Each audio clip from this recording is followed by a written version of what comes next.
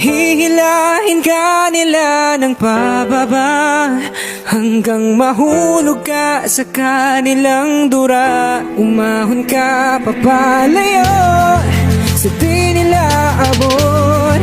Hayaan mo sila bang nakatingala sa'yo.